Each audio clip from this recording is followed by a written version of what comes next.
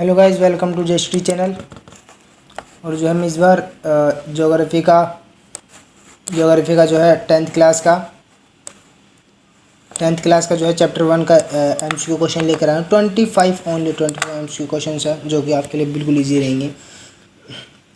ये मैंने MCQ question, अब आप जान नहीं सकते मैंने एमसीक्यू क्वेश्चन क्यों बनाया है, क्योंकि कैट 2021 का जो सिलेबस है वो बिल्कुल ही चेंज हो गया था।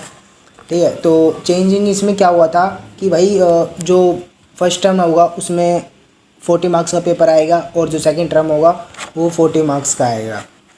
ठीक है, मतलब पूरा जो है 40 मार्क्स में जो है डिवाइड हो गया पेपर। पहले तो क्या होता था कि 80 मार्क्स का एग्ज़ाम होता था। क्या होता था, 80 मार्क्स का एग्ज़ाम होता था प्लस 20 मार्क्स जो है हमें किसके मिलते थे, इंटरनल के मिलते थे। ठीक है, तो इसमें पहले हम सिलेबस की बात कर लेते कि हमारे 10th क्लास के ज्योग्राफी के सिलेबस में क्या क्या आ रहा है वैसे। ठीक है,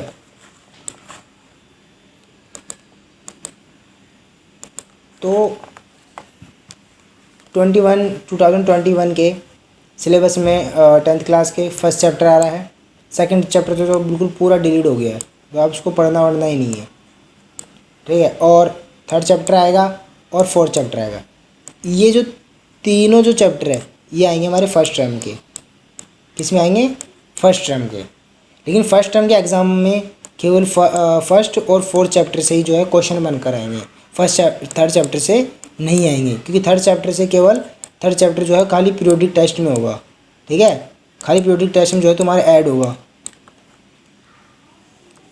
और सेकंड टर्म का सिलेबस ये है कि भाई ये तीनों जो चैप्टर है 5, 6 एंड 7 चैप्टर, ये तीनों चैप्टर जो है किस में आएंगे, हमारे सेकंड टर्म में।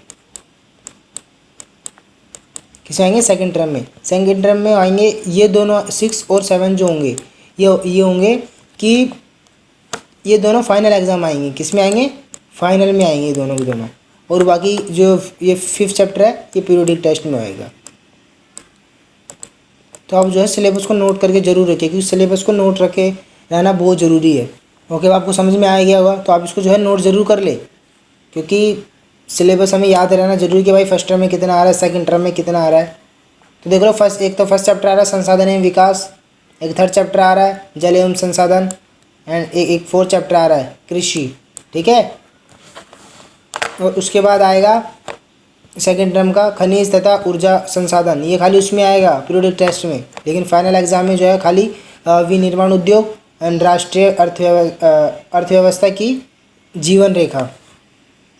ठीक है, अब हम चलते हैं अपने एमसीक्यू क्वेश्चन की तरफ। पहला क्वेश्चन है, निम्न में से कौन सी विधि मृदा संरक्षण में मदद नहीं करती है। कौन सी विधि है, पहले तो हम ऑप्शंस पढ़ लेते हैं। समूह जुताई, strip cropping and shelter belt बनाना, या डी ऑप्शन जलोढ़ के ऊपर और नीचे जुताई। ठीक है, अब आप इन सारे ऑप्शन में से बताइए किसका आंसर क्या होगा। जल्दी, आप सबके पास जो है केवल 5 सेकंड का समय है कि आप जो है इसका आंसर बताएं, और इसको जो है कमेंट में ज़रूर लिख देना कि सर जो है क्वेश्चन नंबर फर्स्ट का ए ऑप्शन है, बी ऑप्शन है, सी ऑप्शन है, डी ऑप्शन, जो भी आपको सही लगता है जो है आप इसमें लिखे। फिर मैं आपको बताता हूँ कि इसमें कौन सा सही है कौन सा गलत है।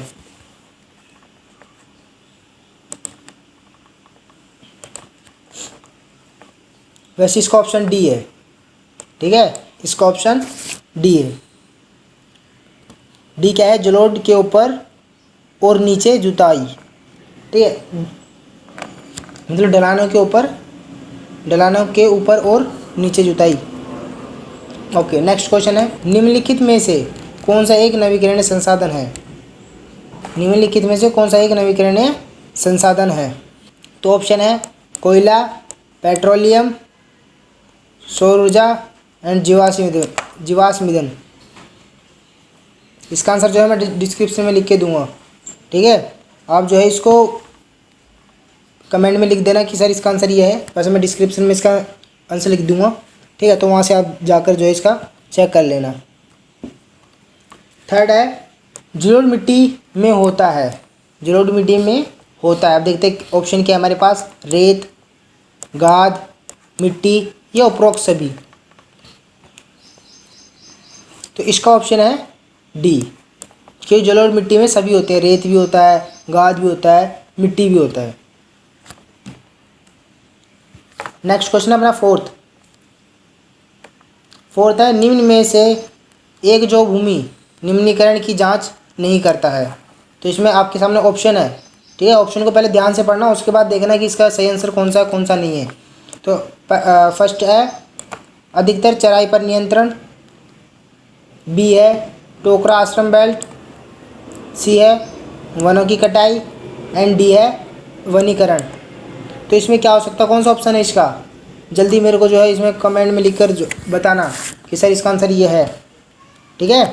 आंसर आपको सबके बताने हैं, आपके पास 5 सेकंड का समय है, जल्दी बताइए। वैसे इसका आंसर है सी, ठीक है, इसका आंसर सी है। नेक्स्ट क्वेश्चन 5th क्वेश्चन है कि कब्रगाह है, इनमें से कौन सा कब्रगाह है बताना है। भी ऑप्शन आपके सामने है 4,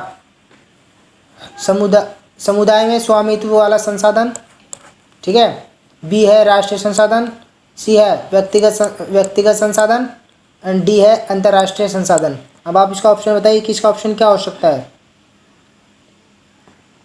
5वें का ऑप्शन है ए, ठीक है, 5वें का ऑप्शन ए है। क्वेश्चन 6 पे आ गए अब हम। क्वेश्चन 6 बोल रहा है कि लेटराइट मिट्टी उगाने के लिए बहुत उपयोगी होती है। किसके लिए उपयोगी होती है? अब देखते हैं हम इसमें कौन कौन से फसल उगा सकते हैं। ऑप्शन है हमारे पास चावल, गेहूँ या सरसों। ऑप्शन बी है चाय, कॉफ़ी या काजू, ठीक है। ऑप्शन सी है दाल, गन्ना और राल। अब डी ऑप्शन है हमारे पास, डी ऑप्शन क्या बोलेगा? उपरोक्त में से कोई नहीं, ठीक है। या तो आपके सामने ऐसे भी क्वेश्चन आ सकता है कि उपरोक्त में से सभी, ठीक है। तो आप इसका ध्यान रखें, आप क्वेश्चन को जो है पूरी तरह से पढ़ें कि क्वेश्चन हमें क्या समझाने की कोशिश कर रहा है, ठीक है। इसका ऑप्शन है, वैसे मैं बताऊंगा नहीं इसका ऑप्शन, ठीक है। आप जो है इसको, मैं इसका क्वेश्चन जो है डिस्क्रिप्शन में लिख के दूंगा, आप इसका आंसर जो है डिस्क्रिप्शन में जाके खोज सकते हैं और अपना कमेंट में भी इसका आंसर लिखना कि सर इसका आंसर ये है। कोई नहीं, 7th क्वेश्चन पे आ जाते हैं। काली मिट्टी में कमी होती है, काली मिट्टी में कमी होती है। काली मिट्टी में किस चीज़ की कमी होती है? आपने पढ़ा होगा भी चैप्टर में। काली मिट्टी में कौन सी किस चीज़ की कमी होती है, ये हम पढ़ेंगे ऑप्शन में। पहले ध्यान से पढ़ना है, फिर उसको पट्टी लगाना है। कैल्शियम कार्बोनेट, मैग्नीशियम, पोटास या फास्फोरस तत्व, इसमें से कौन सा है? जल्दी बताइए। काली मिट्टी में किस चीज़ की कमी होती है? इसका ऑप्शन डी है, ठीक है, इसका ऑप्शन डी है, ये इसका आंसर है। वैसे मैं सबके आंसर आपको डिस्क्रिप्शन में लिख के दे दूंगा, वहाँ पर भी जाके आप चेक कर सकते हो, ठीक है।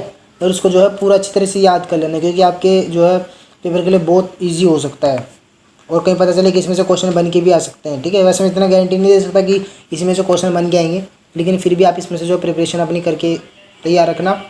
ओके, नेक्स्ट क्वेश्चन है निम्नलिखित में से किस मिट्टी में आत्मसंवहन क्षमता है?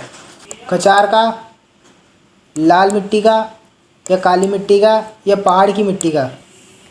तो इसका ऑप्शन क्या होगा? 8वें का ऑप्शन होगा सी, ठीक है, 8वें का ऑप्शन होगा सी।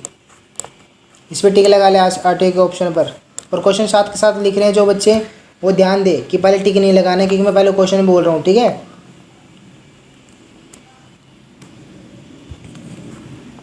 9 है कंटूर लाइनों के साथ जुताई करने के लिए ढलानों के बीच पानी के प्रवाह को कहा जाता है? स्ट्रिप क्रॉपिंग, सीड कटाव, समूह जुताई या छत की खेती? इसका ऑप्शन क्या होगा? 9th का ऑप्शन। 5 मिनट का समय आपके पास, सॉरी 5 सेकंड का, 5 मिनट तो फिर ज़्यादा हो जाएगी। 5 सेकंड का समय आपके पास, आप दे सकते हो इसका आंसर। जल्दी बताइए इसका आंसर क्या होगा कमेंट में। इसका आंसर होगा सी, ठीक है, समूह जुताई। नेक्स्ट, निम्नलिखित में से कौन मिट्टी के लिए एक संरक्षण उपाय नहीं है? ठीक है, हमें देखना कि कौन सा जो है, इनमें जो हमारे पास ऑप्शन दे रखे हैं, ठीक है, इनमें से कौन सा हमारी मिट्टी को सुरक्षित करने के लिए उपाय नहीं है। ठीक है, देखते हैं भाई ऑप्शन ए हमें क्या बताता है। ऑप्शन ए बता रहा है स्ट्रिप क्रॉपिंग, सेकंड है छत की खेती, सी है आश्रय बेल्ट सॉरी, डी है भूजल का अधिक दोहन करना।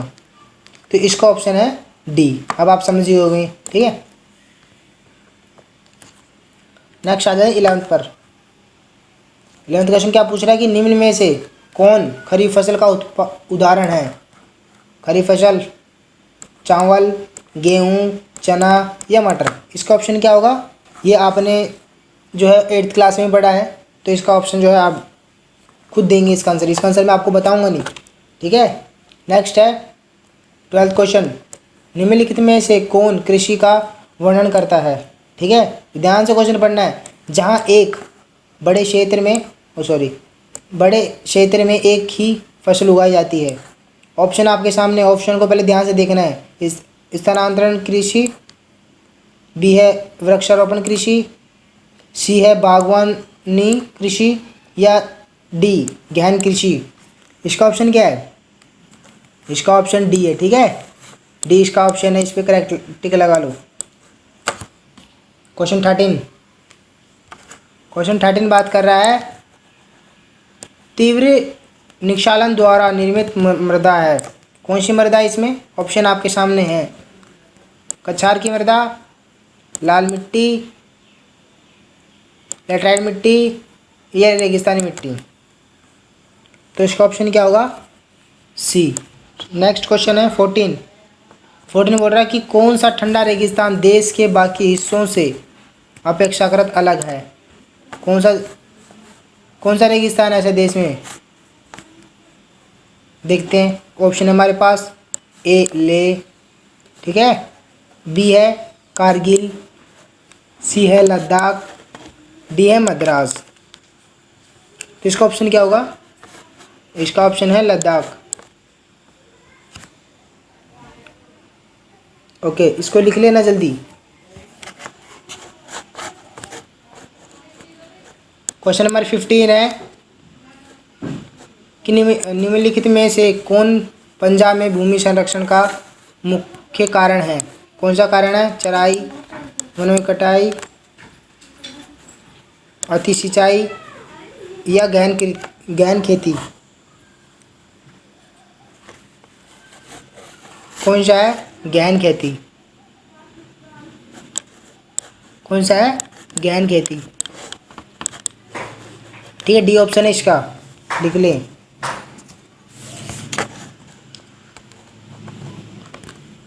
नेक्स्ट है 16 क्वेश्चन, कुल भूमि क्षेत्र में मैदानों का प्रतिशत हिस्सा है। एक बार दोबारा पढ़ लें। कुल भूमि मतलब पूरी जमीनी क्षेत्र में मैदानों का प्रतिशत हिस्सा कितना है।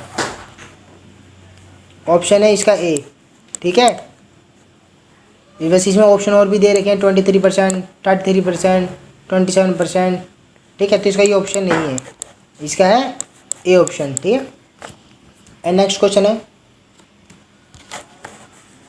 17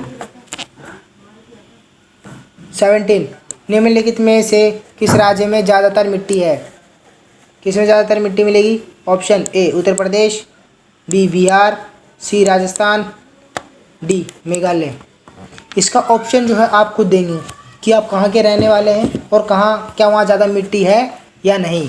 इसके बारे में आपको जो है कमेंट में आंसर लिख के बताएंगे। वैसे मैं इसका आंसर जो है डिस्क्रिप्शन में लिख दूंगा। ठीक है, आप भी कोई ना कोई स्टेट के होंगे। ठीक है, तो उस स्टेट का नाम लिखना है। ठीक है, वैसे ऑप्शन लिख देना, मैं देख लूँगा, कोई नहीं।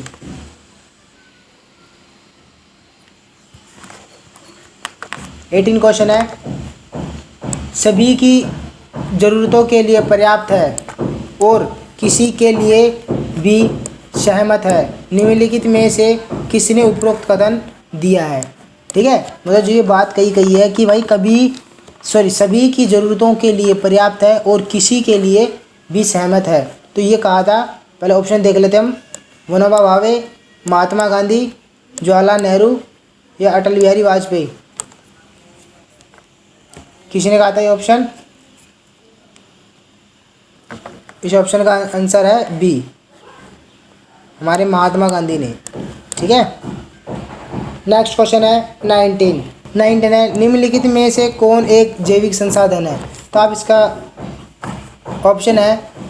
ऑप्शन हमारे पास है भाई, ए भूमि, बी पानी, सी मनुष्य, डी चट्टाने। तो इसका आंसर क्या होगा? इसका आंसर है 19 का सी। ठीक है, इनका आंसर है सी। निम्नलिखित में से कौन सा जैविक संसाधन है? कौन सा है? सी। ठीक है, ध्यान रखना इसका। कोई नहीं। नेक्स्ट क्वेश्चन है, निम्नलिखित में से कौन सा एक समुदाय के स्वामित्व वाला संसाधन नहीं है? ठीक है, तो इसमें ऑप्शन है चराई का मैदान, कब्रिस्तान, गांव के तालाब या निजी स्वामित्व वाला घर। ठीक है, तो इसका ऑप्शन 20 का ऑप्शन क्या होगा? डी होगा। ठीक है, सॉरी डी होगा इसका आंसर। ठीक है, इसका ऑप्शन जो है ज़रूर देख लें, वैसे मैं डिस्क्रिप्शन में लिख दूँगा, आपको हर बार कहते हुए आ रहा हूँ। ठीक है, लेकिन जिस बच्चे को हिंदी इंग्लिश मीडियम में चाहिए उसका इंग्लिश मीडियम में मिल जाएगा। नेक्स्ट है 21, निम्न में से किस राज्य में भूमि निम्नीकरण के लिए अत्यधिक चराई जिम्मेदार है? ऑप्शन है झारखंड, उड़ीसा, मध्य प्रदेश और राजस्थान, पंजाब, हरियाणा, केरल और तमिलनाडु। अब इसका ऑप्शन ज़रूर देख लेना कि है क्या। ठीक है, इसका ऑप्शन जो है आपको डिस्क्रिप्शन में मिलेगा। ठीक है, तो इसका आंसर आप जो है कमेंट में भी लिख के बताएं कि सर इसका आंसर ये होगा। ठीक है, आप आ जाते हैं 22 पर। क्वेश्चन नंबर 22 क्या कह रहा है कि संसाधनों को उनकी उत्पत्ति के आधार पर कैसे वर्गीकृत किया जा सकता है? ठीक है, उसकी संसाधनों की उत्पत्ति के लिए उत्पत्ति के आधार पर कैसे वर्गीकृत उनको किया जा सकता है संसाधनों को। ठीक है, तो उसके लिए हमारे पास ऑप्शन आ जाते हैं। कोई नहीं, हम पहले ऑप्शंस को पढ़ते हैं, उसके बाद देखो ऑप्शन से बाहर आपका कोई आंसर नहीं होगा। ठीक है, आप थोड़ा ध्यान से पढ़ेंगे तो आपको ऑप्शन में ही जो आंसर मिल जाएगा। वैसे आंसर जो है ऑप्शन में ही होगा, क्योंकि आपका जो है ऑब्जेक्टिव क्वेश्चन आएंगे सारे के सारे, तो आप इसको जो है लिख सकते हैं। ठीक है, तो ए है जैविक और अजैविक। ठीक है, और बी है नवीनीकरणीय और गैर नवीनीकरणीय, सी है व्यक्तिगत और समुदाय, डी है क्षमता और भंडार। ठीक है, क्षमता और भंडार। तो इसका आंसर है ए। क्या इसका आंसर ए है? ओके, नेक्स्ट क्वेश्चन आ जाता है अपने पास 23 क्वेश्चन बोल रहा है कि निम्नलिखित में से कौन सी मिट्टी कपास उगाने के लिए उपयुक्त है? कौन सी मिट्टी उपयुक्त है? हम ऑप्शन पढ़ लेते हैं पहले भाई। रेगर मिट्टी, लेटराइट मिट्टी, रेगिस्तानी मिट्टी या पहाड़ी मिट्टी। तो इसका ऑप्शन क्या होगा? इसका ऑप्शन जो आप कमेंट में लिखकर बताएं कि सर इसका ऑप्शन ये होगा। ठीक है, आपको इसका आंसर नहीं बताया जाएगा, आप खुद बताइए इसका आंसर क्या होगा। वैसे डिस्क्रिप्शन में आपको इसका आंसर मिल जाएगा। ठीक है, नेक्स्ट क्वेश्चन 24। नेक्स्ट 24 है, निम्नलिखित में से कौन सा संसाधन एक प्रकार है? निम्नलिखित में से कौन से संसाधनों का एक प्रकार है? ठीक है, जिसका वर्गीकरण थकावट के आधार पर किया जाता है? जैविक, अजैविक, नवीनीकरण और गैर नवीनीकरण, राष्ट्रीय और व्यक्तिगत, एंड डी है क्षमता और भंडार।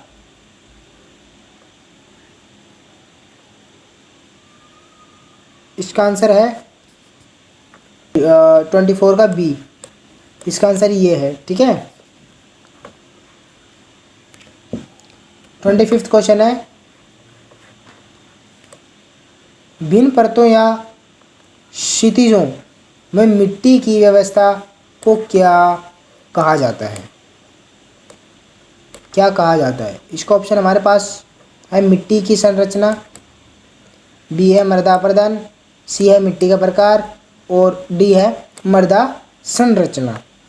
ठीक है, तो इसका आंसर जो है सी है। इसका आंसर क्या है? सी है।